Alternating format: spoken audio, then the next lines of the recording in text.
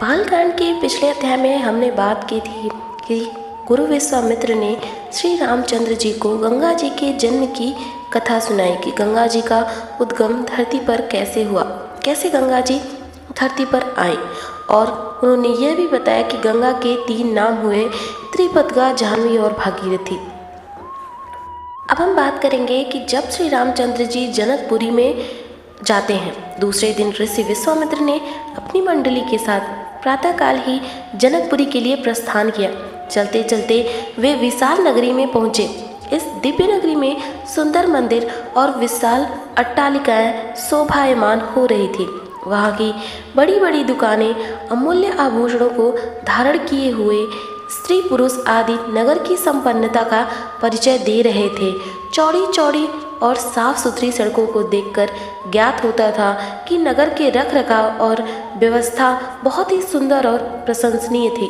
विशाल नगरी को पार करके वे सभी मिथिलापुरी पहुँचे। उन्होंने देखा कि नगर के बाहर सुरम्य प्रदेश में एक मनोहर यज्ञशाला का निर्माण किया गया था और वहाँ पर विभिन्न प्रांतों से आए हुए वेद पाठी ब्राह्मण मधुर ध्वनि में वेद मंत्रों का स्वस्वर पाठ कर रहे थे। शोभायुक्त यज्ञ मंडप अत्यंत आकर्षक था, जिसे देखकर राम ने कहा, हे गुरुदेव, इस यज्ञशाला की छटा मेरे मन को मोह रही है और विद्वान ब्राह्मणों के आनंददायक मंत्रोच्चारण को सुनकर मैं पुलकित हो रहा हूँ। कृपा करके इस यज्ञ मंडप के समीप ही हम लोगों के ठहरने की व्यवस्था करें, ताकि वेद मंत्रों की ध्वनि हमारे मन मानस को निरंतर पवित्र करती रहे। जब राजा जनक को सूचना मिली कि ऋषि विश्वामित्र अपने शिष्यों तथा अन्य ऋषि मुनियों के साथ जनकपुरी में पधारे हैं, तो उनके दर्शन के लिए वे राजपुरोहित सतानंद को लेकर यज्ञशाला पहुँचे। पाद्य अर्घ्य आदि से विश्वामित्र जी का पूजन करके राजा जनक बोले, हे महर्षि, आपने यहाँ पधार कर और दर्शन देकर हम लोगों को कृतार्थ कर दिया है। आपकी चरण धूलि से यह मिथिला नगरी पवित्र हो गई। फिर राम और लक्ष्मण की ओर देखकर बोले, हे मुनिवर, आपके साथ ये परम तेजस्वी सिंह सावक जैसे अनुपम सौंदर्यशाली दोनों कुमार कौन हैं? इनकी वीरतापूर्ण आकृति देखकर प्रतीत होता है मानो ये किसी राजकुल के दीपक हैं। ऐसे सुंदर सुदर्शन कुमारों की उपस्थिति से यह यज्ञशाला वैसे ही शोभायुक्त हो गई है जैसे प्रातःकाल भगवान भुवन भास्कर के उदय होने पर प्राची दिशा सौंदर्य से परिपूर्ण हो जाती है। कृपा करके अवगत कराइए कि ये कौन है, कहाँ से आए हैं, इनके पिता और कुल का नाम क्या है। इस पर ऋषि विश्वामित्र ने राजा जनक से कहा, हे राजन, ये दोनों बालक वास्तव में राजकुमार हैं। ये अयोध्या नरेश सूर्यवंशी राजा दशरथ के पुत्र रामचंद्र जी और लक्ष्मण हैं। ये दोनों बड़े वीर और पराक्रमी हैं। इन्होंने सुबाहु, ताड़का आदि के साथ घोर युद्ध करके उनका नाश किया है। मारीच जैसे महाबली राक्षसों को तो राम ने एक ही बार से 100 योजन दूर समुद्र में फेंक दिया। अपने यज्ञ की रक्षा के लिए मैं इन्हें अयोध्यापति राजा दशरथ से मांग कर लाया था। मैंने इन्हें नाना प्रकार के अस्त्र शस्त्रों की शिक्षा प्रदान की है। इनके प्रयत्नों से मेरा यज्ञ निर्विघ्न तथा सफलतापूर्वक संपन्न हो गया।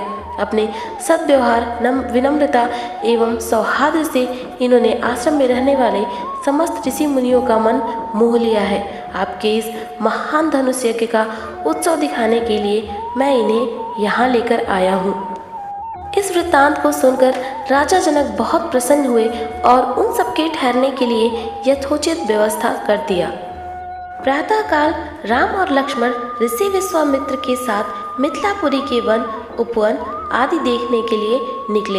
एक उपवन में उन्होंने एक निर्जन स्थान देखा। राम बोले, गुरुदेव, यह स्थान देखने में तो आश्रम जैसा दिखाई देता है, किंतु क्या कारण है कि यहाँ कोई ऋषि मुनि दृष्टिगोचर नहीं हो रहे हैं। इस पर विश्वामित्र ने कहा, यह स्थान कभी महात्मा गौतम का आश्रम था। वे अपनी पत्नी अहल्या के साथ यहाँ रहकर तपस्या करते थे।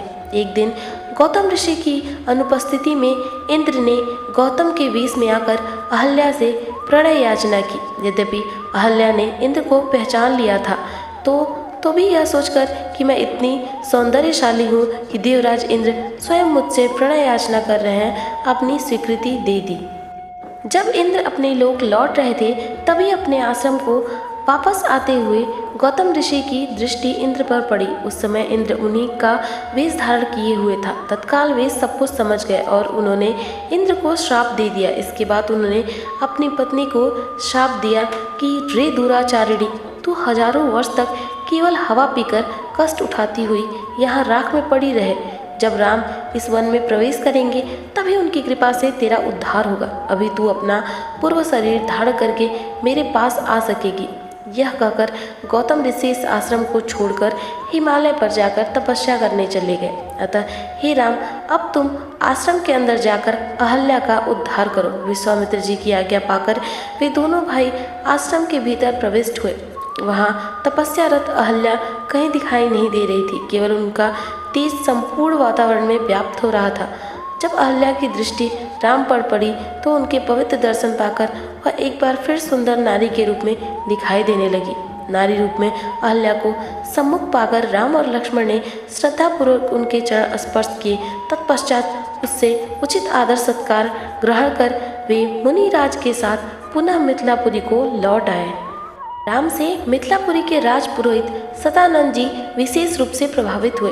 सदानंद जी ने कहा, हे राम, आप बड़े सौभाग्यशाली हैं कि आपको विश्वामित्र जी के गुरु के रूप में प्राप्ति हुई। वे बड़े ही प्रतापी और तेजस्वी महापुरुष हैं।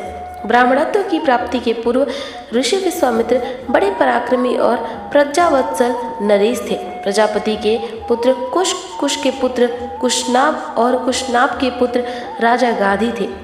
ये सभी सूरवीर, पराक्रमी और धर्मपरायण थे।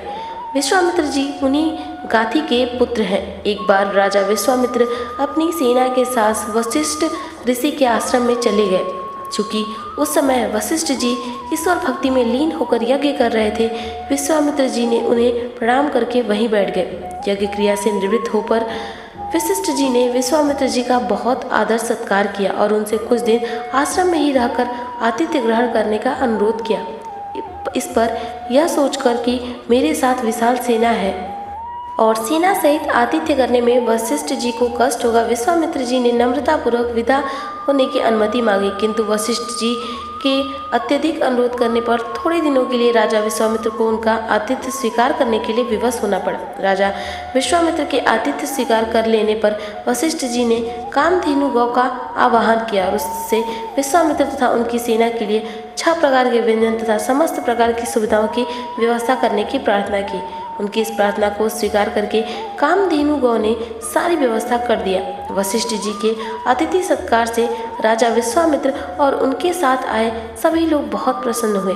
कामधेनु गौ का चमत्कार देखकर विश्वामित्र के मन में उस गौ को प्राप्त कर लेने की इच्छा जागृत हुई और उन्होंने वशिष्ठ जी से कहा, ऋषि श्रेष्ठ, कामधेनु जैसी गौ तो किसी वनवासी के पास नहीं वरन राजा महाराजाओं के पास ही शोभा देती है। अतः आप इसे मुझे दे दीजिए। इसके बदले में मैं आपको सहस्त्रों स्वर्ण मुद्राएं दे सकता हूँ। इस पर वशिष्ठ जी बोले कि राजन, यह गौ ही मेरा जीवन है और इसे मैं किसी भी कीमत पर किसी को नहीं दे सकता।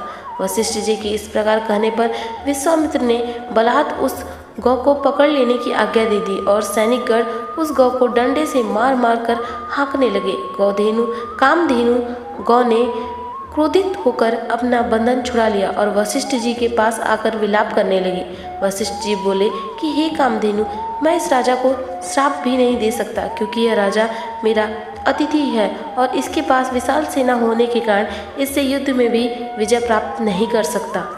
मैं अत्यंत विवश हूँ। वशिष्ठ जी के इन वचनों को सुनकर कामधेनु ने कहा, हे ब्रह्म ऋषि, क्या एक ब्राह्मण के बल के सामने क्षत्रिय का बल कभी श्रेष्ठ हो सकता है? आप मुझे आज्ञा दीजिए, मैं एक क्षण में इस क्षत्रिय राजा को उसकी विशाल सेना सहित नष्ट कर दूंगी। कोई अन्य उपाय न देखकर वशिष्ठ जी ने कामधेनु को अनुमति दे दी। आज्ञा पाते ही कामधेनु ने योग बल से प्रौढ़ सैनिकों की एक सेना उत्पन्न कर दिया और वह सेना विश्वामित्र की सेना के साथ युद्ध करने लगी। विश्वामित्र जी ने अपने पराक्रम से समस्त प्रणव सेना का विनाश कर डाला। इस पर कामधेनु ने सहस्त्रों सर्प, हूण, बर्वर, यवन और कामभोज सैनिक उत्पन्न कर दिया। जब विश्वामित्र ने उन सैनिकों का भी वध कर डाला तो कामधेनु ने मारक शस्त्रास्त्रों से युक्त अत्यंत पराक्रमी योद्धाओं को उत्पन्न किया, जी ने उन्हें शीघ्र ही राजा विश्वामित्र की सेना को गाजर मूली की भांति काटना आरंभ कर दिया। अपनी सेना का नाश होते देख विश्वामित्र के 100 पुत्र अत्यंत कुपित हो वशिष्ठ जी को मारने दौड़े। परिणाम यह हुआ कि वशिष्ठ जी ने उनसे एक पुत्र को छोड़कर शेष सभी को भस्म कर दिए। सेना तथा पुत्रों के नष्ट हो जाने से विश्वामित्र बड़े दुखी हुए। अपने बचे हुए पुत्र का राज तिलक पर कर वे तपस्या करने के लिए हिमालय की कंदराओं में चले गए। वहां पर उन्होंने कठोर तपस्या की और महादेव जी को प्रसन्न कर लिया। महादेव जी को प्रसन्न करके विश्वामित्र ने उनसे समस्त दिव्य शक्तियों के साथ संपूर्ण धनुर्विद्या के ज्ञान का वरदान प्राप्त कर लिया।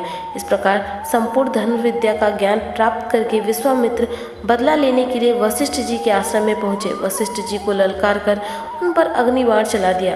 अग्निबाण से समस्त आश्रम में आग लग गई और आश्रमवासी भयभीत होकर इधर उधर भागने लगे। वशिष्ठ जी ने भी अपना धनुष संभाल लिया और बोले कि मैं तेरे सामने खड़ा हूँ, तो मुझ पर वार कर। आज मैं तेरे अभिमान को चूर चूर करके बता दूंगा कि छात्र बल से ब्रह्म बल श्रेष्ठ है।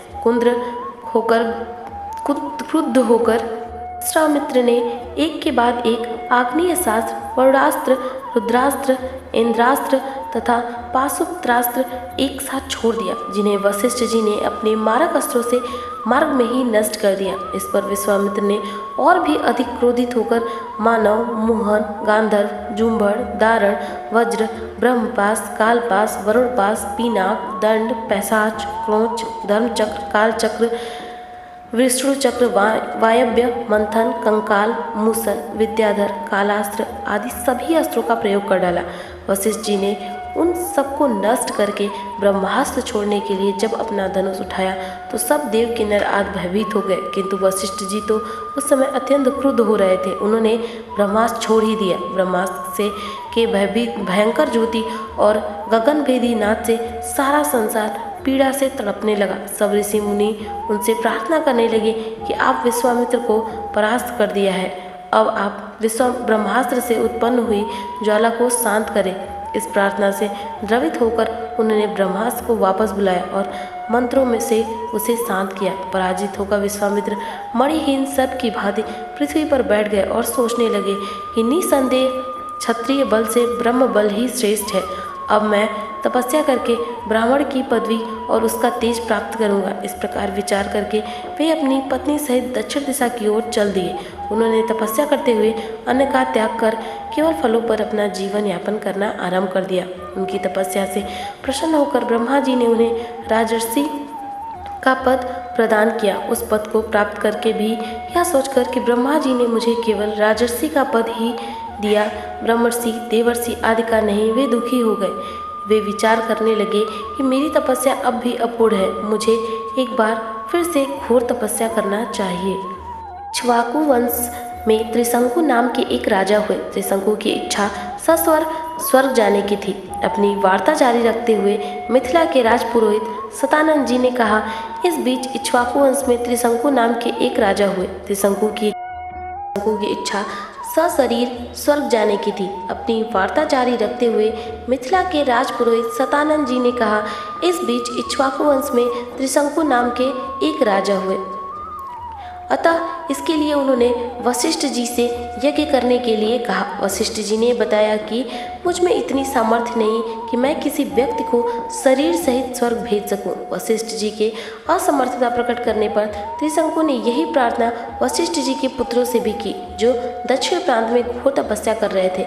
इस पर वशिष्ठ जी के पुत्रों ने कहा कि अरे मूर्ख, जिस काम को हमारे पिता नहीं कर सके तो उसे हमसे करवाना चाहता है। ऐसा प्रतीत होता है कि तू हमारे पिता का अपमान करने के लिए यहाँ आया है। उनके इस प्रकार कहने से त्रिशंकु ने क्रोधित होकर वशिष्ठ जी के पुत्रों को अपशब्द कहे। वशिष्ठ जी के पुत्रों ने रुष्ट होकर त्रिशंकु को चांडाल हो जाने का श्राप दे दिया। श्राप के कारण त्रिशंकु का सुंदर शरीर काला पड़ गया। सिर के बाल चांडालों जैसे छोटे छोटे हो गए। गले में हड्डियों की माला पड़ गई। हाथ पैरों में लोहे की कड़े पड़ गए। त्रिशंकु का ऐसा वेश देखकर उनके मंत्री तथा दरबारी उनका साथ छोड़कर चले गए। फिर भी उन्होंने सशरीर स्वर्ग जाने की इच्छा का परित्याग नहीं किया। वे विश्वामित्र के पास जाकर बोले कि ऋषिराज, आप महान तपस्वी हैं, मेरी सशरीर स्वर्ग जाने की इच्छा को पूर्ण करके मुझे कृतार्थ कीजिए। विश्वामित्र ने कहा कि राजा, तुम मेरे शरण में आए हो, मैं तुम्हारी इच्छा अवश्य पूर्ण करूंगा। इतना कहकर विश्वामित्र ने उन 4 पुत्रों को बुलाया जो दक्षिण प्रांत में अपनी पत्नी के साथ तपस्या करते हुए उन्हें प्राप्त हुए थे, और उनसे यज्ञ की सामग्री एकत्रित करने के लिए कहा। उन्होंने अपने शिष्यों के द्वारा वशिष्ठ के पुत्रों सहित वन में रहने वाले सब ऋषि मुनियों को यज्ञ में सम्मिलित होने के लिए निमंत्रण भी भिजवा दिया। शिष्यों ने लौटकर बताया कि सब ऋषि मुनियों ने निमंत्रण स्वीकार कर लिया है, किंतु वशिष्ठ जी के पुत्रों ने यह कहकर निमंत्रण अस्वीकार कर दिया कि जिस यज्ञ में यजमान चांडाल और पुरोहित क्षत्रियों को उस यज्ञ का भाग हम नहीं स्वीकार कर सकते। यह सुनकर विश्वामित्र जी ने क्रुद्ध होकर कहा कि उन्होंने अकारण ही मेरा अपमान किया है। मैं उन्हें श्राप देता हूँ कि उन सब का नाश हो जाएगा। आज ही वे सब काल पास में बदकर यमलोक हो जाएं और 700 वर्षों तक चांडाल योनि में विचरण करें। उन्हें खाने के लिए केवल कुत्ते का मांस मिले और सदैव कुरूप बने रहें। इस प्रकार श्राप देकर वे यज्ञ की तैयारी में लग गए। सतानंद जी ने कहा, हे राघव, विश्वामित्र के श्राप से वशिष्ठ जी के पुत्र यमलोक सिधार गए। वशिष्ठ जी के पुत्रों के परिणाम से भयभीत सभी ऋषि मुनियों ने यज्ञ में विश्वामित्र का साथ दिया। यज्ञ की समाप्ति पर विश्वामित्र ने सब देवताओं को नाम ले लेकर अपने यज्ञ भाग ग्रहण करने के लिए आह्वान किया, किंतु कोई भी देवता अपना भाग लेने नहीं आया। इस पर क्रुद्ध होकर विश्वामित्र ने अर्घ हाथ में लेकर कहा, हे त्रिशंकु, मैं तुझे अपनी तपस्या के बल से स्वर्ग भेजता हूँ। इतना कहकर विश्वामित्र ने मंत्र पढ़ते हुए आकाश में जल छिड़का और राजा त्रिशंकु शरीर सहित आकाश में चढ़ते हुए स्वर्ग जा पहुँचे। त्रिशंकु को स्वर्ग में आया देख इंद्र ने क्रोध से कहा, रे मूर्ख, तुझे मेरे गुरु ने श्राप दिया है, इसलिए तू स्वर्ग में रहने योग्य नहीं है। इंद्र के ऐसा कहते ही त्रिशंकु सिर के बल पृथ्वी पर गिरने लगे और विश्वामित्र से अपनी रक्षा की प्रार्थना करने लगे। विश्वामित्र ने उन्हें वहीं ठहरने का आदेश दिया और वे अधर में ही सिर के बल लटक गए। त्रिशंकु की पीड़ा की कल्पना करके विश्वामित्र ने उसी स्थान पर अपनी तपस्या के बल से स्वर्ग की सृष्टि कर दी और नए तारे तथा दक्षिण दिशा में सप्तऋषि मंडल बना दिया। इसके बाद उन्होंने नए इंद्र की सृष्टि करने का विचार किया, जिससे इंद्र सहित सभी देवता भयभीत होकर विश्वामित्र के अनुनय विनय करने लगे। वे बोले कि हमने त्रिशंकु को केवल इसलिए लौटा दिया था कि वे गुरु के शाप के कारण स्वर्ग में नहीं रह सकते थे। इंद्र की बात सुनकर विश्वामित्र जी बोले कि मैंने इसे स्वर्ग भेजने का वचन दिया है, इसलिए मेरे द्वारा बनाया गया यह स्वर्ग मंडल हमेशा रहेगा और त्रिशंकु सदा इस नक्षत्र मंडल में अमर होकर राज्य करेगा। इससे संतुष्ट होकर इंद्रादि देवता अपने अपने स्थानों को वापस चले गए। वार्ता जारी रखते हुए सतानंद जी ने कहा, हे रामचंद्र, देवताओं के चले जाने के बाद विश्वामित्र ब्राह्मणत्व प्राप्त करने के लिए पूर्व दिशा में जाकर पुनः कठोर तपस्या करने लगे। बिना अन्न जल ग्रहण किए वर्षों तक तपस्या करते करते उनकी देह सूख कर कांटा बन गई। इस तपस्या को भंग करने के लिए नाना प्रकार के विघ्न उपस्थित हुए, किंतु उन्होंने उन सब का निवारण किया और वह भी बिना क्रोध किए। तपस्या की अवधि समाप्त होने पर जब वे अन्न ग्रहण करने के लिए बैठे, जो ही प्रथम ग्रास उठाया भी नहीं था कि ब्राह्मण भिक्षुक के रूप में आकर इंद्र ने भोजन की याचना की। विश्वामित्र ने अपना भोजन इस याचक को दे दिया और स्वयं निराहार रह गए। इंद्र को भोजन दे देने के पश्चात विश्वामित्र के मन में विचार आया कि संभवतः अभी मेरे भोजन ग्रहण करने का अवसर नहीं आया, इसलिए याचक के रूप में यह विप्र उपस्थित हो गया। मुझे अभी और तपस्या करना चाहिए। अतः वे मौन व्रत धारण कर फिर से दीर्घकालीन तपस्या में लीन हो गए। इस बार उन्होंने प्राणायाम से श्वास रोककर महादारुण तप किया। उनके तप से प्रभावित देवताओं ने ब्रह्मा जी से निवेदन किया कि हे भगवान, विश्वामित्र की तपस्या अब पराकाष्ठा को पहुंच गई है। अब वे क्रोध और मोह की सीमाओं को पार कर गए हैं। अब इनके तेज से सारा संसार प्रकाशित हो उठा है। सूर्य और चंद्रमा का तेज भी इनके तेज के सामने फीका पड़ गया है। अतएव आप प्रसन्न होकर इनकी अभिलाषा पूर्ण कीजिए। देवताओं के इन वचनों का सुनकर ब्रह्मा जी उनसे देवताओं को साथ लेकर विश्वामित्र जी के पास पहुँचे और बोले कि हे विश्वामित्र, निसंदेह तुम्हारी तपस्या प्रशंसनीय है। हम तुमसे अत्यंत प्रसन्न हैं और तुम्हें ब्राह्मण श्रेष्ठ की उपाधि प्रदान करते हैं। तुम संसार में महान यश के भागी बनोगे। ब्रह्मा जी से यह वरदान पाकर विश्वामित्र ने कहा, हे भगवान, जब जब आपने मुझे यह वरदान दिया है तो मुझे ओंकार, षटकार तथा चारों वेदों का ज्ञान भी प्रदान करें। प्रभु, अपनी तपस्या को मैं तभी सफल समझूंगा जब वशिष्ठ जी मुझे ब्राह्मण और ब्रह्मर्षि स्वीकार कर लेंगे। विश्वामित्र की बात सुनकर समस्त देवताओं ने वशिष्ठ जी के पास जाकर उन्हें सारा वृत्तांत सुनाया।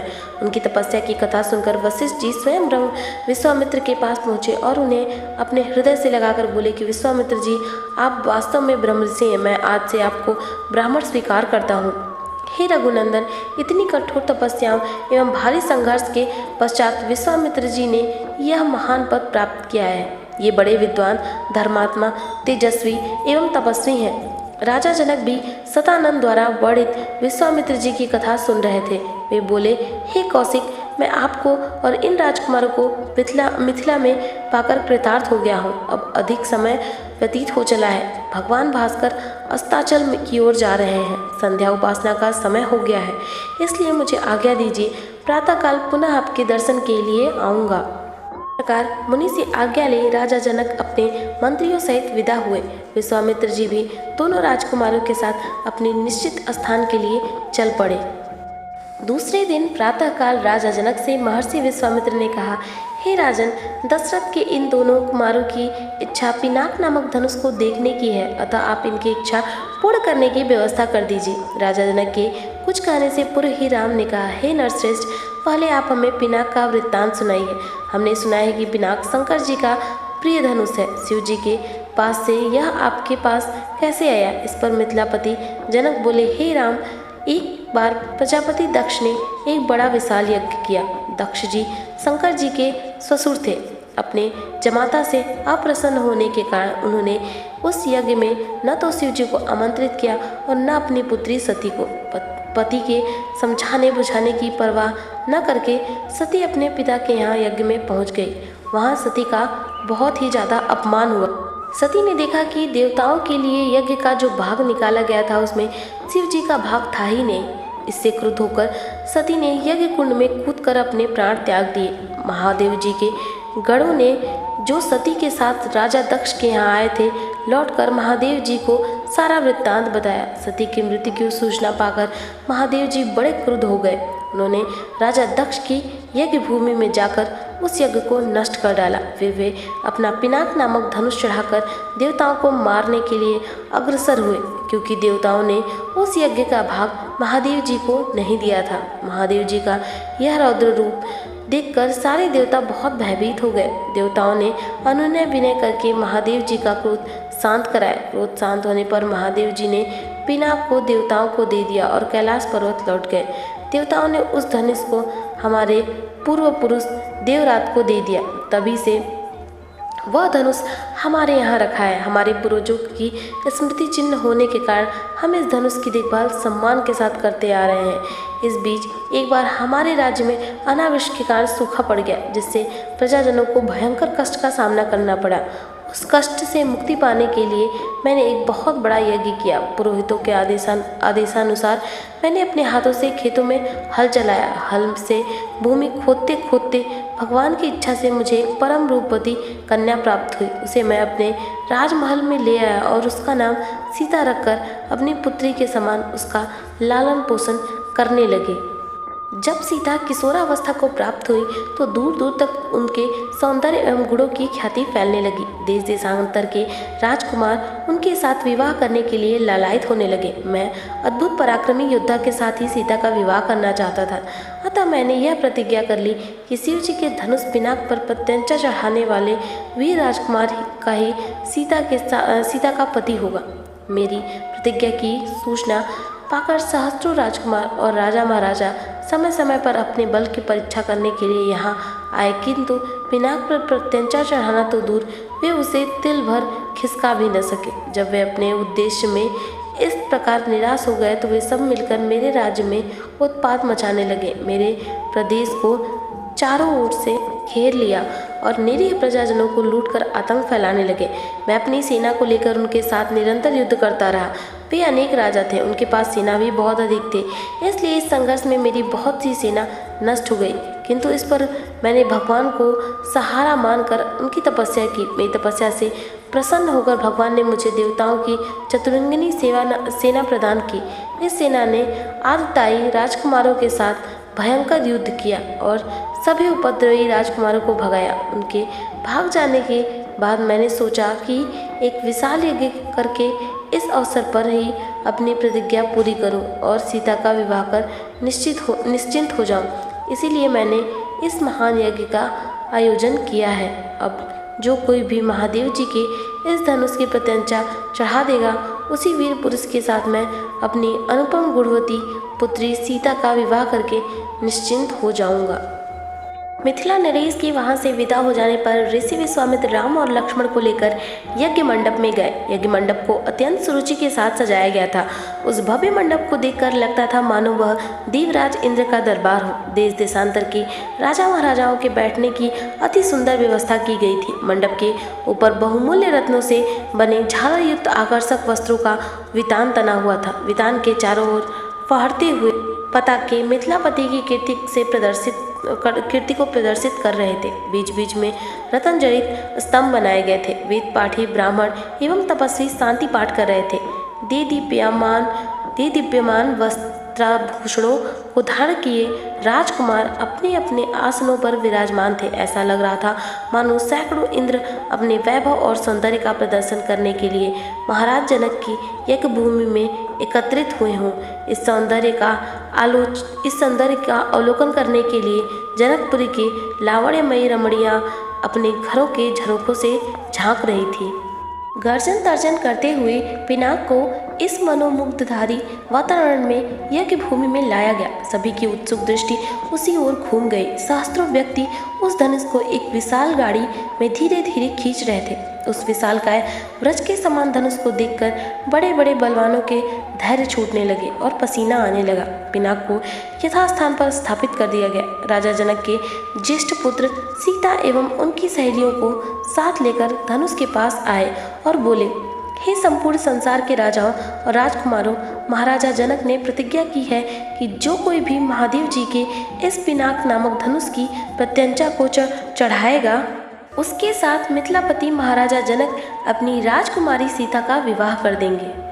राजा जनक की इस प्रतिज्ञा को सुनकर राजा और राजकुमारी बारी बारी से उस धनुष पर प्रत्यंचा चढ़ाने के लिए आए, किंतु भरपूर प्रयास करने पर भी उस पर प्रत्यंचा चढ़ाना तो दूर, उसे हिला भी न सके। अंत में वे लज्जित होकर सिर झुकाकर तथा श्रीहीन होकर इस प्रकार अपने अपने आसनों पर लौट गए जैसे कि नागराज अपनी मणि गंवाकर लौट आते हैं। इस प्रकार एक एक करके सब राजाओं और राजकुमारों को विफल मनोरथ होकर लौटते देख महाराज जनक को बहुत दुख हुआ। उन्होंने बड़ी निराशा के साथ मर्मभेदी स्वर में कहा, संपूर्ण संसार के विख्यात शक्तिशाली योद्धा यहाँ विद्यमान है, किंतु बड़े दुख की बात है कि उनमें से कोई भी पिनाक पर प्रत्यंचा नहीं चढ़ा सका। उनकी इस असफलता को देखकर ऐसा प्रतीत होता है कि पृथ्वी सूरवीर क्षत्रियों से खाली हो गई है।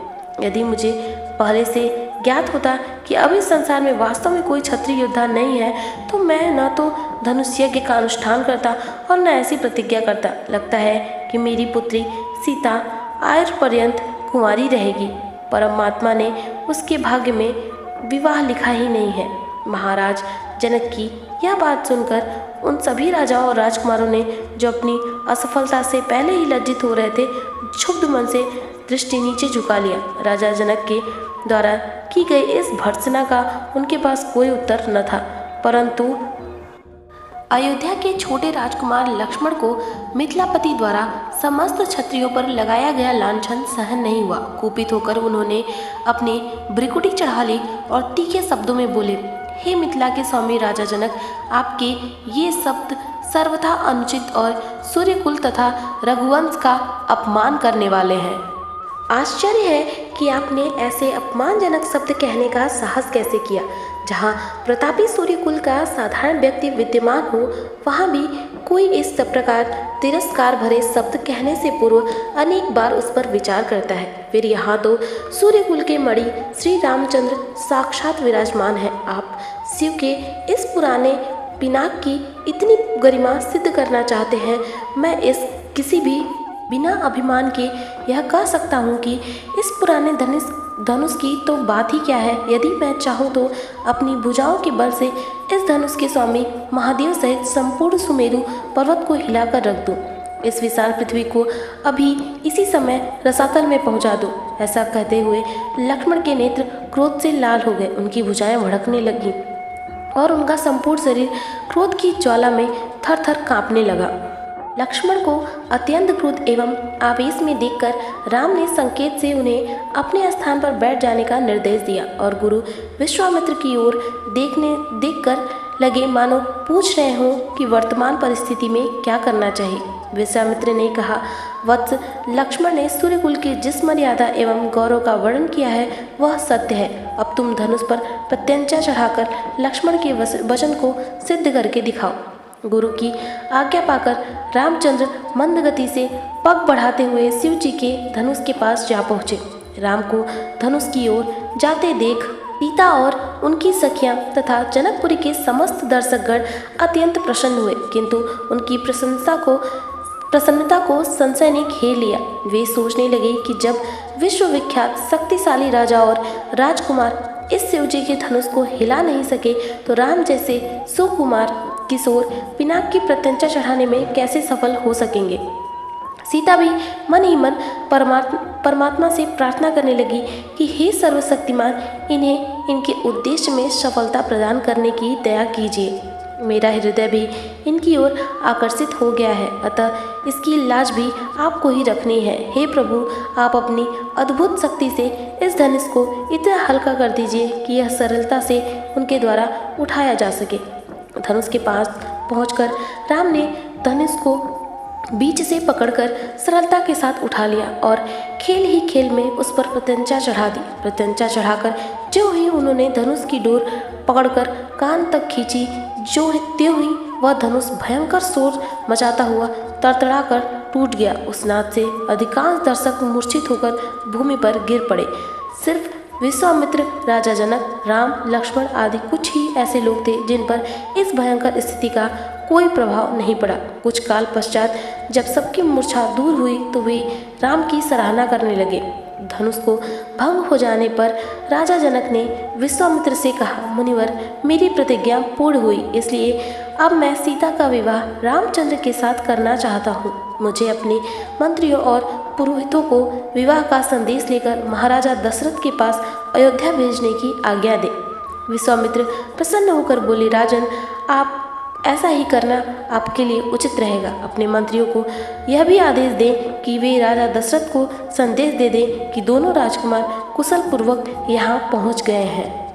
मित्र के वचनों से संतुष्ट होकर मिथिलापति जनक ने सीता को बुलवाया। वे अपनी सखियों के साथ हाथ में वरमाला लिए मंथर गति से लज्जाती हुई वहां पर आई जहां धनुष को तोड़ने के लिए दौड़ने के पश्चात श्री राम खड़े थे। सखियों ने मंगल गान प्रारंभ किया और लज्जा, संकोच एवं हर्ष के भाव से परिपूर्ण सीता जी ने धीरे से श्री राम के गले में वरमाला डाल दी।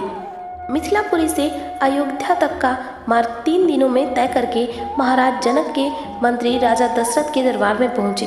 रत्न जड़ित सिंहासन पर विराजमान महाराजा दशरथ का सादर अभिवादन करने के पश्चात मिथिला के मंत्री ने कहा, हे राजन, मिथिला नरेश ने आपका कुशल समाचार पूछा है और महर्षि विश्वामित्र की आज्ञा से उन्होंने आपके पास यह संदेश भेजा है कि समस्त संसार को ज्ञात है कि मिथिला के राजा जनक की पुत्री सीता अत्यंत रूपवती, लावण्यमयी एवं समस्त सद्गुणों से संपन्न है। राजा जनक ने अपने यहाँ एक यज्ञ किया था, उसमें उन्होंने यह प्रतिज्ञा की थी कि जो कोई भी भगवान शंकर के विख्यात धनुष पिनाक की प्रत्यंचा चढ़ा देगा, उसके साथ वे राजकुमारी सीता का विवाह कर देंगे। उस यज्ञ में महामुनि विश्वामित्र, राम और लक्ष्मण दोनों राजकुमारों के साथ जनकपुरी पधारे। राम ने धनुष पर प्रत्यंचा ही नहीं चढ़ा दी बल्कि उस धनुष के 2 टुकड़े भी कर दिए। इस प्रकार उन्होंने अपनी अद्वितीय पराक्रम से सीता को प्राप्त कर लिया है। अतः राजा जनक ने आपसे सादर अनुरोध करते हुए यह संदेश भेजा है कि आप अपने समस्त परिजनों, बंधु बांधवों, मंत्रियों एवं पुरोहितों तथा गुरु वशिष्ठ के साथ शीघ्र बारात लेकर मिथिला पधारने की कृपा करें, ताकि राजकुमार श्री रामचंद्र के साथ सौभाग्य कांक्षिणी सीता का विवाह वैदिक रीति से संपन्न हो सके और मिथिलेश कन्या के ऋण से उद्दृढ़ हो सके। इस शुभ संदेश को सुनकर महाराज दशरथ अत्यंत प्रसन्न हुए। राम लक्ष्मण की कुशलता एवं अद्भुत पराक्रम का समाचार सुनकर उनका हृदय विभोर हो गया। वे मंत्रियों से बोले, मंत्रीवर, हमारा हृदय राम और लक्ष्मण से मिलने के लिए बहुत व्याकुल हो रहा है, इसलिए आप शीघ्र ही परिजनों एवं दरबार के सभी सभासदों के साथ जनकपुरी चलने की व्यवस्था कीजिए। समस्त बंधु बांधव, राज्य के प्रतिष्ठित श्रेष्ठ सेठ, साहूकारों, विद्वानों आदि सबको बारात में चलने के लिए निमंत्रण पत्र भिजवाइए। सेनापति जी से कहिए कि वे शीघ्र तुरंगिणी सेना को तैयार होने का आदेश दे। यदि संभव हो तो ऐसी व्यवस्था कीजिए कि हम सब लोग कल ही प्रस्थान कर सकें, क्योंकि हमारे समधी मिथिला नरेश ने हमसे बहुत शीघ्र मिथिलापुरी पहुंचने का आग्रह किया है। साथ ही परम पूज्य राजगुरु वशिष्ठ जी, वामदेव, जाबाली, कश्यप, मार्कंडे, महर्षि कात्यायन आदि ऋषि मुनियों से भी यह प्रार्थना करें कि वे कल प्रातःकाल ही हम लोगों के चलने से पहले ही जनकपुरी के लिए प्रस्थान कर जाए। इस बीच में हम तीनों महारानियों को यह शुभ समाचार देने के लिए जाते हैं।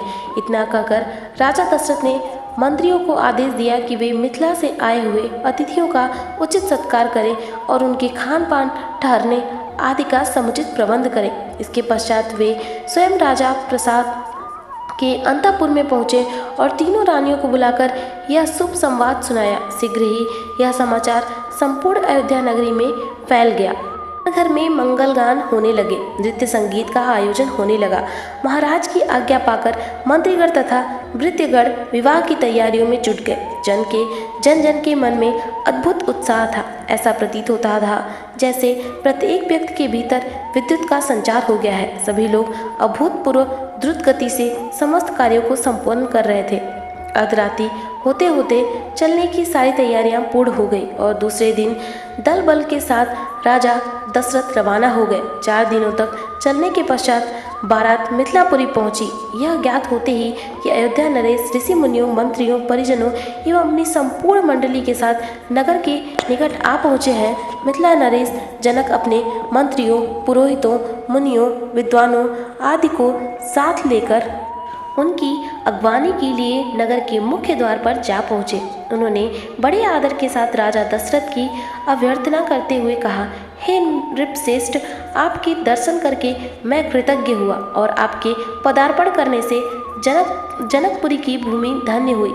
आपने सीता को अपनी कुलवधू के रूप में स्वीकार करके मेरे वंश को सम्मानित किया है। यह मेरा अहोभाग्य है कि आज मिथिलापुरी में महर्षि वशिष्ठ, वामदेव, मार्कंडे एवं कात्यायन जैसे परम तपस्वी महात्माओं के चरण पड़े हैं।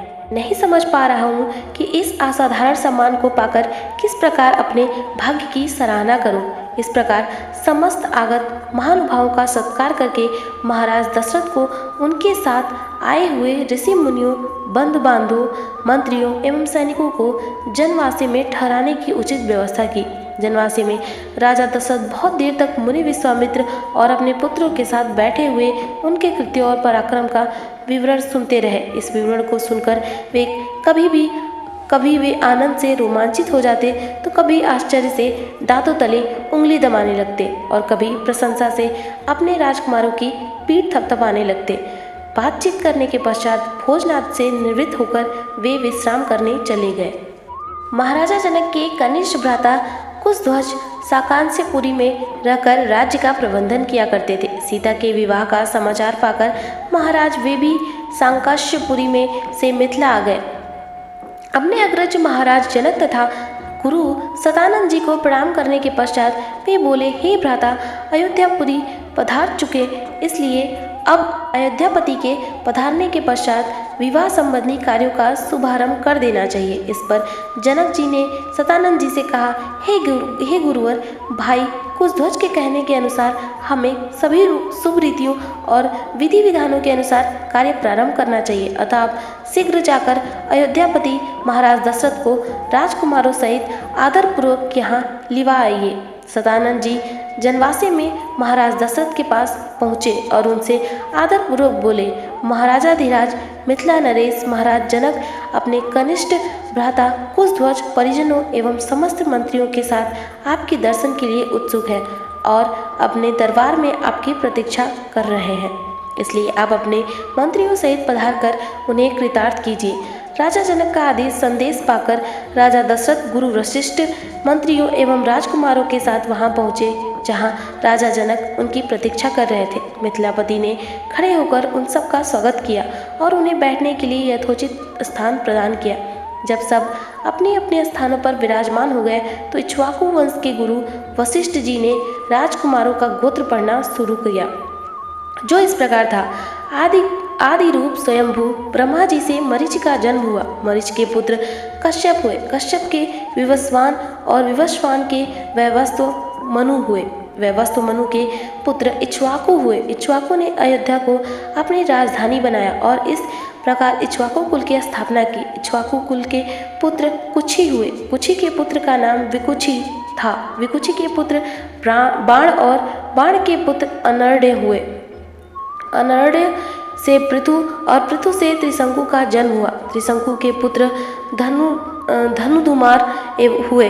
धनुधुमार के पुत्र का नाम योनाश्व था। योनाश्व के पुत्र मानधाता हुए और मानधाता से सुसंधि का जन्म हुआ। सुसंधि के दो पुत्र हुए, ध्रुवसंधि एवं प्रसेनजित। ध्रुवसंधि के पुत्र भरत हुए। भरत के पुत्र असित हुए और असित के पुत्र सगर हुए। सगर के पुत्र का नाम असमंज था। असमंज के पुत्र अंशुमान तथा अंशुमान के पुत्र दिलीप हुए। दिलीप के पुत्र भगीरथ हुए। इन्हीं भगीरथ ने अपने तपोबल से गंगा को पृथ्वी पर लाया। भगीरथ के पुत्र कुकुत्स्थ और कुकुत्स के पुत्र रघु हुए। रघु के अत्यंत तेजस्वी और पराक्रमी नरेश होने के कारण उनके बाद इस वंश का नाम रघुवंश हो गया। रघु के पुत्र प्रवृत्त हुए, जो एक शाप के कारण राक्षस हो गए। इनका दूसरा नाम कलमासपात था।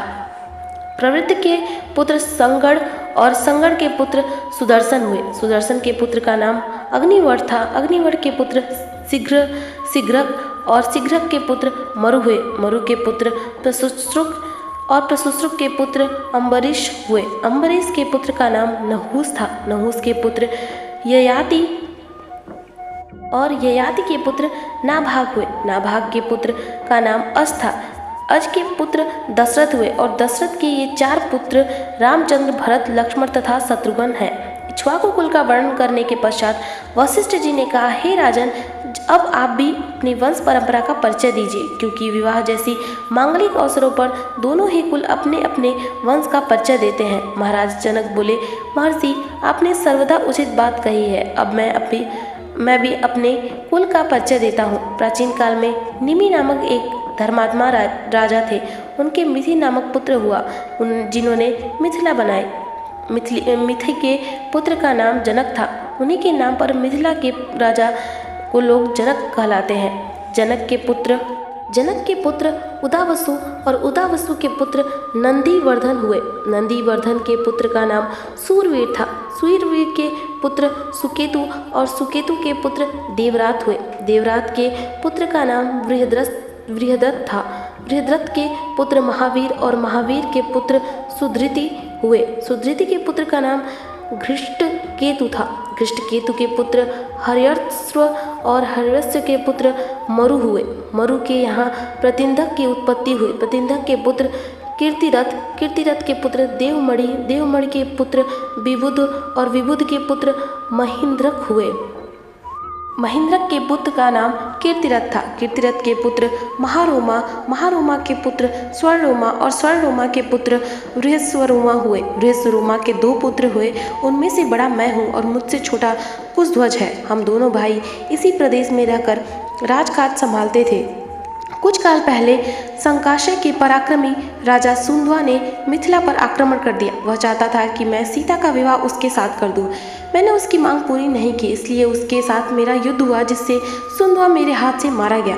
तब से मेरा कनिष्ठ भ्राता कुशध्वज संकाश्य पर शासन करता है और मैं मिथिला पर। मैं अपनी बड़ी पुत्री सीता का विवाह राजकुमार रामचंद्र के साथ और छोटी पुत्री उर्मिला का विवाह उनके कनिष्ठ भ्राता लक्ष्मण के साथ करना चाहता हूँ। मैं मैं तीन इस बात को दोहराकर अपनी दोनों कन्याएं आपको वधुओं के रूप में समर्पित करता हूँ। फिर वे राजा दशरथ से कहने लगे, हे नृपश्रेष्ठ, अब आप इनसे गोदान कराकर नांदी मुख श्राद्ध का कार्य संपन्न कीजिए। इसके पश्चात लोक प्रचलित पद्धति के अनुसार विवाह का कार्य प्रारंभ कीजिए।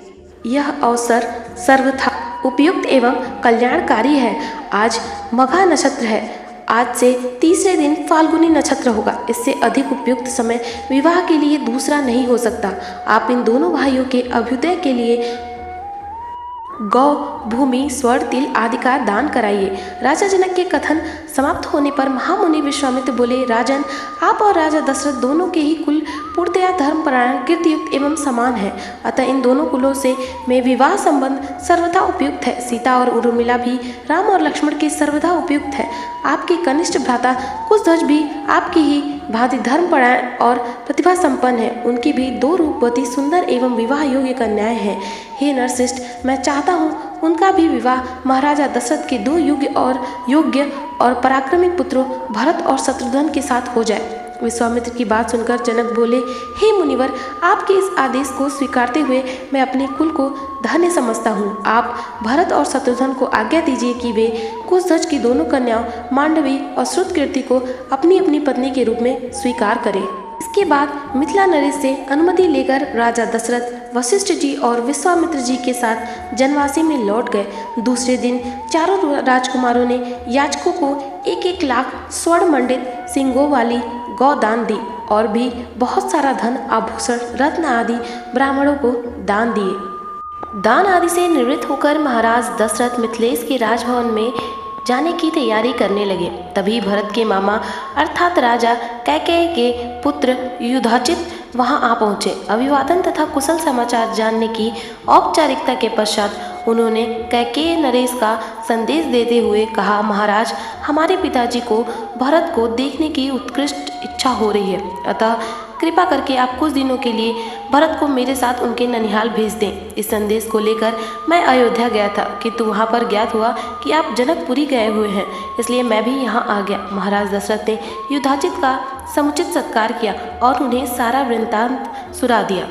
फिर उन्हें लेकर ऋषियों, मंत्रियों एवं बंधु बांधवों सहित यज्ञशाला के द्वार पर पहुँचे। थोड़ी देर बाद नाना प्रकार के आभूषणों को धारण किए हुए रामचंद्र अपने भाइयों भरत, लक्ष्मण और शत्रुघ्न के साथ उनके पास आकर खड़े हो गए। गुरु वशिष्ठ ने जनक के पास जाकर कहा, हे विदेह राज, महाराज दशरथ अपने पुत्रों के साथ अंदर आने की अनुमति चाहते हैं। इस पर महाराज जनक बोले, हे महर्षि, इस प्रकार अनुमति मांगकर वे मुझे क्यों लज्जित कर रहे हैं? वे अयोध्या के ही नहीं मिथिलापुरी के भी स्वामी हैं और मैं तो उनका अकिंचन दास हूँ। क्या कभी स्वामी अपने सेवक से आज्ञा मांगता है? उनसे कहिए, चारों कन्याएं विवाह वेदी पर प्रतीक्षारत हैं। वे निसंकोच अंदर पधारने का कष्ट करें। शुभ लगन का समय भी हो रहा है, मैं स्वयं चलकर उन्हें सादर ले आता हूँ। इतना कहकर वे महाराज दशरथ के पास पहुँचे और उन सबको यज्ञ स्थल में ले आए। सबका यथोचित आसन देकर जनक ने उनकी पूजा की। फिर वशिष्ठ जी बोले, हे ब्रह्म ऋषि, आप इन ऋषि मुनियों के साथ विवाह कार्य संपन्न कराइए। आपसे अधिक योग्य पुरोहित और कौन हो सकता है? गुरु वशिष्ठ, महर्षि विश्वामित्र और मिथिला के राज पुरोहित शतानंद विवाह कार्य संपन्न कराने लगे। सबसे पहले वैदिक विधि के अनुसार विवाह के लिए वेदी का निर्माण कराया गया। फिर अनेक प्रकार के सुगंध युक्त फूलों से उसे सजाया गया। कुछ दूरी पर चारों ओर गमले सजाए गए, जिनमें चित्त को प्रसन्न करने वाली सुगंधित रंग बिरंगे फूल लगे हुए थे। वेदी के निकट कई स्थानों पर स्वर्ण पात्रों में धूप, केसर, नैवेद्य, अक्षत, घी, दही, शहद आदि सामग्री रखी हुई थी।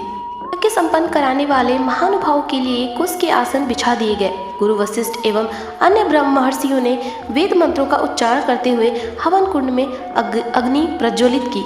फिर वशिष्ठ जी के आदेश पर राजप्रासाद की महिलाओं ने जनक कुमारी सीता को लाकर यज्ञ वेदी के निकट खड़ा कर दिया। उस समय सीता जी का मुखमंडल प्रातःकालीन बाल रवि की भांति अनुपम सौंदर्य से देदीप्यमान हो रहा था। नख से सिख तक वे बहुमूल्य रत्न जड़ित आभूषणों से सजी हुई थी। संक्षेप में कहा जाए तो उस समय सीता की छवि को देखकर करोड़ रत्नियों का संयुक्त रूप भी नगण्य प्रतीत होता था। सीता इन सब बातों से अनजान दृष्टि झुकाए एकटक पृथ्वी को निहार रही थी। महाराज जनक अपनी लाडली पुत्री सीता को श्री रामचंद्र जी के निकट खड़ा करके विनीत स्वर में बोले, हे रघुकुल तिलक रामचंद्र, मैं अपनी पुत्री सीता का हाथ आपके सशक्त हाथों में सौंपते हुए यह कामना करता हूँ कि मेरी पुत्री आपकी अर्धांगिनी होकर सदैव छाया की भांति आपका अनुसरण करती रहे। अतः हे कौशल्या कुमार, उसे अपनी पत्नी के रूप में स्वीकार कीजिए। आज से यह आपके सुख दुख की संगिनी हुई। यह कहकर राजा जनक ने अंजलि में संकल्प के लिए लाए हुए जल वेद मंत्रों से पवित्र करके हृदय की संपूर्ण भावनाओं के साथ छोड़ दिया। महिलाएं मंगल गान करने लगी। मृदंग, दुदुम्बी तथा नाना प्रकार के वाद्य यंत्रों का सुमधुर स्वर चारों ओर गूंजकर इस हर्षपूर्ण घटना की सूचना देने लगा। राम और सीता के विवाह के संपन्न हो जाने के पश्चात लक्ष्मण, भरत और शत्रुघ्न का विवाह उर्मिला, मांडवी और श्रुतकीर्ति के साथ वैदिक विधि विधान से संपन्न कराया गया। राजा जनक अपने नेत्रों में स्नेहपूर्ण अश्रु भरकर बोले, हे अयोध्या के राजकुमारों, आप चारों भाई सूर्यकुल के गौरव, पराक्रमी, धर्मपरायण, तेजस्वी, सौम्य, विद्वान एवं सदाचार के गुणों से मंडित हैं। पुरी के इस राजकुल की हार्दिक कामना है कि उसकी ये चारों कन्याएं गुण, कर्म, स्वभाव से आपके अनुकूल बनकर सब प्रकार से आपकी सुयोग्य अर्धांगिनियां सिद्ध हो। इसके पश्चात वशिष्ठ जी की आज्ञा से चारों राजकुमारों ने अपनी अपनी नवविवाहित पत्नियों के साथ अग्नि की प्रदक्षिणा की। विवाह संपन्न होने के पश्चात महाराज दशरथ समस्त मंत्रियों, ऋषि मुनियों और सप्तनिक राजकुमारों के साथ अपने ठहरने के स्थान पर चले गए। जनकपुरी में रात्रि विश्राम करके प्रातः काल मुनि विश्वामित्र विदा लेकर उत्तराखंड की ओर चले गए। महाराज जनक ने दहेज के रूप में असंख्य दास दासियां, हाथी, घोड़े, गौ, रत्नजड़ित आभूषण, वस्त्र, बर्तन आदि नाना प्रकार की वस्तुएं देकर अयोध्यापति दशरथ को विदा किया और उन्हें पहुंचाने के लिए नगर के द्वार तक आए। वे हाथ जोड़कर बड़ी विनम्रता के साथ बोले, हे राजन, मुझे सब प्रकार से अपना दास समझकर मुझ पर कृपा बनाए रखिए। मैं एक बार फिर आभार पूर्वक कहना चाहता हूँ कि आपने मेरे कुल के साथ संबंध स्थापित करके मुझे गौरवान्वित किया है। मेरी कन्याएं आपकी आज्ञाकारिणी एवं दोनों कुलों का गौरव बढ़ाने वाली हूँ, यही मेरी मनोकामना है। फिर उन्होंने तथा कुशध्वज ने अश्रुपूर्ण नेत्रों से चारों कन्याओं को आशीर्वाद देते हुए विदा कर दिया। राजा दशरथ ने राजकुमारों, उनकी पत्नियों, ऋषि महर्षियों, मंत्रियों एवं परिजनों के साथ अयोध्या के लिए प्रस्थान किया। प्रस्थान करते ही सभी ओर भयंकर शब्द करने वाले पक्षियों की आवाज़ें सुनाई देने लगी। पृथ्वी पर विचरण करने वाले वन्य पशु उनकी बाईं ओर दौड़ने लगे। इस पर दशरथ ने वशिष्ठ जी से कहा, गुरुदेव, यह कैसी माया है जहाँ पक्षियों का भयंकर स्वर अपशकुन का सूचक है, वही मृगों का बाएं होकर जाना शुभ शकुन की सूचना देता है। दोनों प्रकार के शकुन एक साथ क्यों हो रहे हैं? महाराज दशरथ के इस प्रश्न के उत्तर में वशिष्ठ जी बोले, पक्षियों के भयंकर ध्वनि से ज्ञात होता है कि कोई भय उत्पन्न करने वाली घटना घटने वाली है, और मृग आदि पशुओं के इस प्रकार जाने से पता चलता है कि वह भयानक घटना सरलता से शांत हो जाएगी।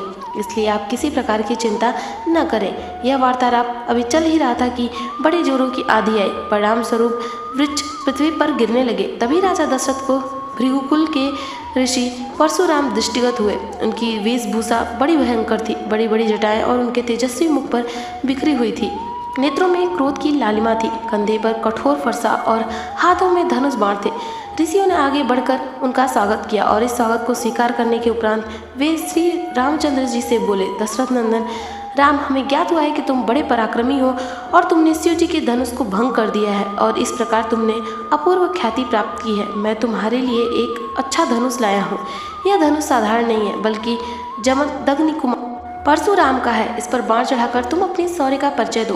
तुम्हारे बल और शौर्य को देखने के पश्चात मैं तुमसे द्वंद्व युद्ध करूंगा। परशुराम की बात सुनकर राजा दशरथ विनीत स्वर में बोले, भगवान, आप वेदविद स्वाध्यायी ब्राह्मण हैं। क्षत्रियों का विनाश करके आप बहुत पहले ही अपने क्रोध को शांत कर चुके हैं। आपने इंद्र के समक्ष प्रतिज्ञा करके अस्त्र शस्त्र का भी परित्याग कर दिया है। इसलिए हे ऋषिराज, आप इन बालकों को अभय दान दीजिए। यदि आपके हाथों राम मारा गया तो हमें से कोई भी उसके वियोग में जीवित नहीं रह सकेगा।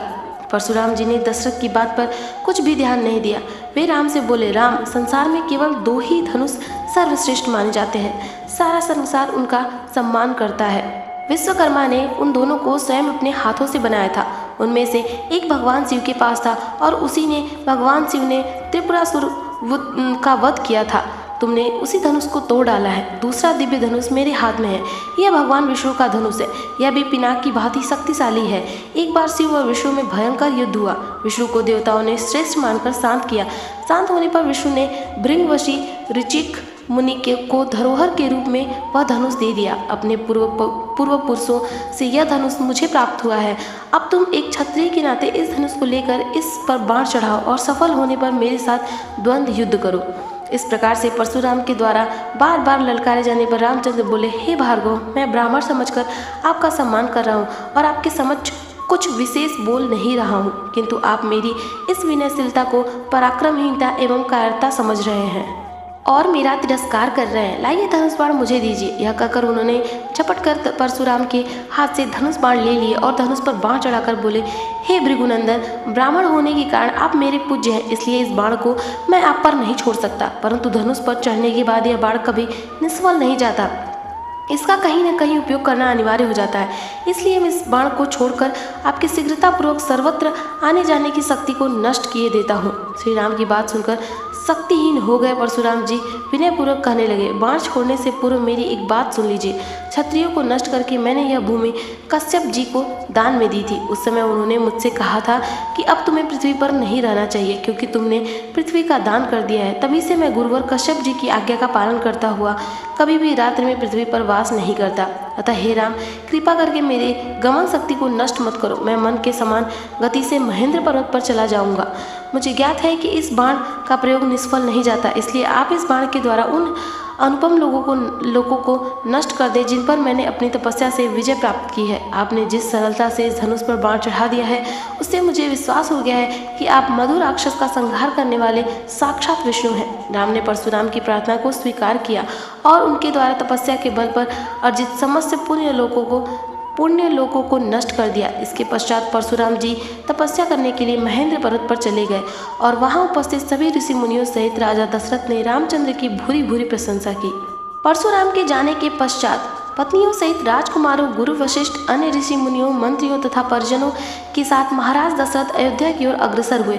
मंत्रियों ने शीघ्र ही 2 शीघ्रगामी दूतों को सभी के वापस आने की सूचना देने के लिए अयोध्या भेज दिए। दूतों के अयोध्या पहुंचने तथा सूचना देने पर नगर के सभी चौराहों, अट्टालिकाओं, मंदिरों एवं महत्वपूर्ण मार्गों को नाना भांति की रंग बिरंगी ध्वजा पताकाओं से सजाया गया। राजमार्ग पर बड़े बड़े सुरम्य द्वार बनाए गए और उन्हें तोरणों से सजाया गया। मार्गों में केवड़े और गुलाब आदि का जल छिड़का गया। सुंदर चित्रों, मांगलिक प्रतीकों, वंदनवारों आदि से हाट बाजारों को भी बड़ी सुरुचि के साथ सजाया गया। एक अभूतपूर्व उल्लास छा गया। सारी अयोध्या में अनेक प्रकार के वाद्य बजने लगे। घर घर में मंगलयान होने लगे। यह ज्ञात होने पर कि बारात लौटकर अयोध्या के निकट पहुंच गई है तथा नगर के मुख्य द्वार में प्रवेश करने वाली है। सुंदर सुकुमार, रूपवती, लावण्यमयी कुमारियां अनेक रत्न जड़ित वस्त्राभूषणों से सुसज्जित होकर आगंतुकों का स्वागत करने के लिए आरतियां लेकर पहुंच गई। महाराज दशरथ और राजकुमारों के स्वर्णिम फूलों से सुसज्जित होने के हौदे वाले हाथियों पर बैठकर नगर में प्रविष्ट होने पर चारों ओर उनकी जय जयकार होने लगी। ऊंची ऊंची अट्टालिकाओं पर बैठी हुई सुंदर सौभाग्यवती रमणियां उन पर पुष्प वर्षा करने लगी। अयोध्या की नववधुओं सीता, उर्मिला, मांडवी और सुतकीर्ति को देखने के लिए अट्टालिकाओं की खिड़कियां और छज्जे दर्शनोत्सुक युवतियों, कुमारियों से ही नहीं वरन प्रौढ़ाओं एवं वृद्धाओं से भी खचाखच भर गए। सवारी के राजप्रसाद में पहुंचने पर राजा दशरथ की समस्त रानियों ने द्वार पर आकर अपनी वधुओं की अगवानी की। महारानी कौशल्या, कैकेयी और सुमित्रा ने आगे बढ़कर बारी बारी से चारों वधुओं को अपने हृदय से लगाया और असंख्य हीरे मोती उन पर न्यौछावर कर उपस्थित याचकों में बांट दिए। फिर मंगलाचार के गीत गाती हुई चारों राजकुमारों और उनकी अर्धांगिनियों को प्रासाद के अंदर ले आई। इस अपूर्व आनंद के अवसर पर महाराज दशरथ ने दानादि के लिए कोष के द्वार खोल दिए और मुक्त हस्त से नगरवासी ब्राह्मणों को भूमि, स्वर्ण, रजत, हीरे, मोती, रत्न, गौएं, वस्त्र आदि दान में दिए। राजकुमारों को राजा प्रसाद में रहते हुए कुछ दिन आनंदपूर्वक व्यतीत हो जाने पर महाराज दशरथ ने भरत को बुलाकर कहा, वत्स, तुम्हारे मामा युधाजित को आए हुए पर्याप्त समय हो गया है। तुम्हारे नानी नाना तुम्हें देखने के लिए आकुल हो रहे हैं, अतः तुम कुछ दिनों के लिए अपने ननिहाल चले जाओ। पिता के आदेशानुसार भरत और शत्रुघ्न ने अपनी माताओं तथा राम और लक्ष्मण से विदा लेकर अपने मामा युधाजित के साथ कैकेयी देश के लिए प्रस्थान किया। राम ने अपने सौम्य स्वभाव, दयालुता और सदाचरण से न केवल अपने प्रासाद के निवासियों का बल्कि समस्त पुर के स्त्री पुरुषों का हृदय जीत लिया था। सबकी आंखों के तारे थे और अत्यंत लोकप्रिय भी हो गए थे। परिवार के सदस्य उनकी विनयशीलता, मंत्रीगण उनकी नीति निपुणता, नगर निवासी उनके शील, सौजन्य और सेवकगण उनकी उदारता का बखान करते नहीं थकते। इधर सीता के मधुमासी स्वभाव, सास ससुर की सेवा, पतिव्रत्य, धर्म आदि सद्गुणों ने सभी लोगों के मन को मोह लिया। नगर निवासी राम और सीता की युगल जोड़ी को देखकर अत्यंत प्रसन्न होते थे। उनके प्रेम और सद्व्यवहार की चर्चा घर घर में की जाती थी। इस प्रकार रामायण कथा का बाल कांड संपूर्ण होता है। अगली वीडियो में हम अगले कांड के बारे में पढ़ेंगे। तब तक के लिए